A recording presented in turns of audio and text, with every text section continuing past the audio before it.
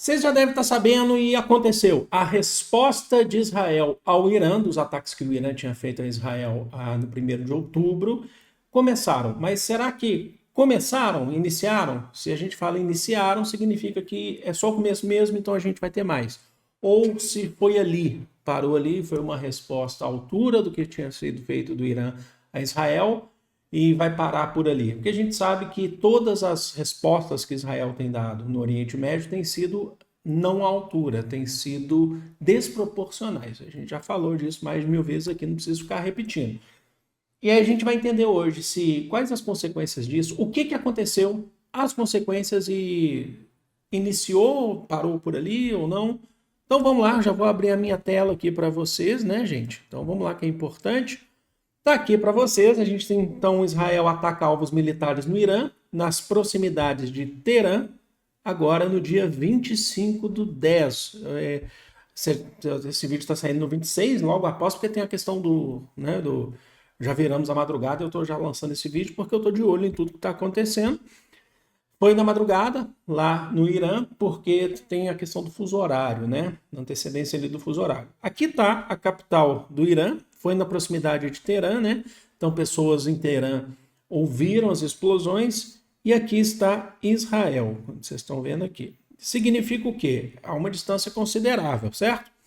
Então, quer dizer que, para esse ataque se realizar, nós tivemos o espaço aéreo sendo invadido, tanto da Jordânia quanto do Iraque e, logicamente, do Irã. A mesma coisa acontece quando o Irã atacou também Israel, tá bom? Então você tem isso. Por que eu estou dizendo isso? Porque o Irã e Iraque anunciaram o fechamento do espaço aéreo. Então, por exemplo, no Iraque, as atividades, os aeroportos, eles estão com todos os voos cancelados até agora por conta disso, logicamente. Não sabe, porque ainda não se sabe o tamanho que vai ser, se a gente vai ter mais ataques.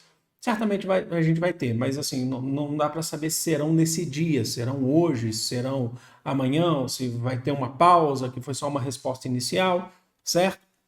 E um ponto importante, Israel anunciou que atacou alvos militares. A gente também ainda não tem números de feridos ou mortos, se existem mortos, se existem feridos, tá? Isso vai começar a ser lançado tanto pela TV iraniana quanto TV libanesa também e Síria.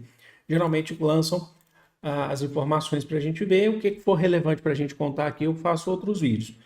Anunciou então que atacou alvos militares, não civis. Estou falando do ponto de vista de Israel, o que Israel falou. E não também usinas nucleares. Isso é um ponto importante. Por quê? Se a gente fazer uma conexão com o que vem acontecendo nos Estados Unidos, por exemplo, nas eleições presidenciais, Israel, Donald Trump tinha falado, né, tinha sugerido para que Israel atacasse no Irã as regiões nucleares do Irã, as regiões de usina nuclear. O Irã ele faz enriquecimento de urânio para fins pacíficos, energia nuclear, certo? Isso aí já se sabe há muito tempo. Parte de alguns poderes, como os Estados Unidos, duvida, né? Julga que na verdade eles têm bomba. O Irã nunca afirmou, ele sempre afirmou que né? Já abriu as portas do país, inclusive, para poder para a ONU, para ver o seu enriquecimento de urânio para energia nuclear. E o Donald Trump tinha falado para atacar as usinas nucleares. E Israel tem bomba atômica também. Israel tem também não, porque o Irã não tem, o Irã é para fins pacíficos, né? Mas Israel tem bomba atômica, mas não declarado, tá bom? Isso aí a gente sabe que na comunidade internacional isso já é uma conversa antiga, já é um fato antigo. Bom, vamos lá. O Irã prometeu resposta aos ataques. Tá? Então a gente também não sabe quando nem como isso vai ser. E o Ayatollah, que é o líder supremo do Irã, o Ali Khamenei, foi colocado num lugar seguro, certamente num bunker no Irã para se proteger. Por que isso é importante? Porque um dos pontos, a gente sabe também que a relação de Israel com o Irã era uma relação não de proximidade, mas era uma relação mais neutra entre Israel e Irã, até 1979. 1979 é o ano da Revolução Iraniana, ou Revolução Islâmica, certo? Que colocou no poder no Irã. O Irã se tornou uma república teocrática, baseada principalmente na questão do Alcorão, né? Um país de maioria xiita, e ali naquela época era o Ayatollah Khomeini, e a partir daquele momento o Irã passou a fazer frente a Israel no Oriente Médio. Inclusive, o Irã já teve muitas rusgas, isso é histórico, desde 1979 também com os Estados Unidos.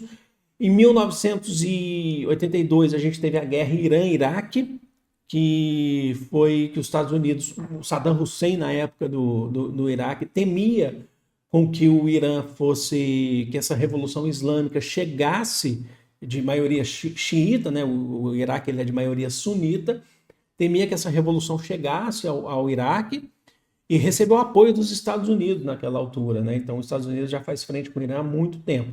E a partir dali a relação de Irã e Israel se abalou, certo? O Irã passou a defender a causa palestina, passou a defender os outros países árabes que sofriam também com guerras contra Israel, tá bom? Então o que a gente tem aqui? Então a gente tem o Irã prometendo. Agora, do ponto de vista dos Estados Unidos, alguns especialistas tinham dito, e era válido isso, acho que era válido, que o Israel poderia esperar as eleições dos Estados Unidos que vai acontecer agora. Por quê? Porque nitidamente o Netanyahu ele estava ali esperando uma vitória ele está esperando, né, uma vitória de Donald Trump, porque o Donald Trump ele tem atitudes mais entusiastas em relação ao ataque de Israel, em relação a outros países, em relação ao Irã. Falei para vocês hoje, inclusive, acabei de falar que o Donald Trump tinha sugerido que o Netanyahu atacasse regiões nucleares do Irã, né? E o Joe Biden e a Kamala Harris apoiam Israel também, isso já ficou nítido, ficou em campanha. A Kamala Harris falou em debate contra o Donald Trump que apesar de defender a coexistência de dois estados de forma pacífica, Israel e Palestina, ela sempre vai continuar apoiando Israel. Então, assim, defende, mas Israel quer atacar. Então, ela vai apoiar, certo? Só que nas últimas semanas, por conta dessa escalada que deu no Oriente Médio, o Joe Biden, o presidente atual dos Estados Unidos, daqui a uns meses não vai ser mais, ele tem pedido para Israel maneirar, não fazer esses ataques, buscar uma solução pacífica nesse momento, sem tirar o apoio dos Estados Unidos a Israel, que isso não vai sair nunca. Então, nitidamente, o Benjamin Netanyahu prefere o Donald Trump como presidente, porque o Donald Trump daria muito mais apoio e entusiasmo para Israel. Certo? Então, muitas pessoas estavam esperando com que a resposta de Israel fosse após as eleições. O que não aconteceu, porque esse ataque começou agora, a gente não sabe se outros ataques virão, daí poderia ser ataques mais pesados após as eleições, mas enfim. O que os Estados Unidos têm dito aí? O Pentágono afirmou que sabia com antecedência desses ataques de Israel, porque tinha sido avisado por Israel já em cúpula, em reunião, numa bilateral, só que não teve colaboração nesses ataques, então não teve participação. Na verdade, teve, porque essa tecnologia que existe em Israel é financiada pelos Estados Unidos. Então, assim, não teve participação na prática da ação, mas tem participação na tecnologia, na verba, no dinheiro. Como eu já falei para vocês, já são mais de 250 bilhões de dólares investidos dos Estados Unidos a Israel desde 1946, certo? Desde antes da formação do Estado de Israel, que é de 1948. Mas após esses ataques que aconteceram agora há pouco, né, que é madrugada lá, o secretário de Defesa dos Estados Unidos, o Lloyd Austin, e o secretário de Defesa de Israel, que é o Yoav Gallant, eles se reuniram. A gente ainda não sabe qual que é o conteúdo dessa reunião, e certamente para planejar os próximos passos, a gente ainda vai saber, tá bom? Bom, o que é evidente para a gente, essa guerra teve uma escalada. Ela já tem uma escalada maior no Oriente Médio, porque já está envolvendo. Aqui, prestem bem atenção, nós já temos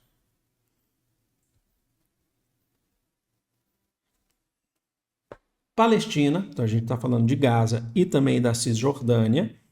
Nós temos o Líbano, os ataques a Beirute. O Líbano já sofre com ataques tanto na fronteira, que é maior, né? Porque pelo domínio da fronteira, que é a fronteira norte de Israel, sul do Líbano, mas também Beirute, também no norte. Ataques na Síria, ataques no Irã e lá embaixo. A gente para pensar, porque lá embaixo tem um outro país que é o Iêmen, onde tem os Houthis lá no Iêmen. Então, a gente já tem uma escalada maior. Agora tem uma questão importante, né? O Iraque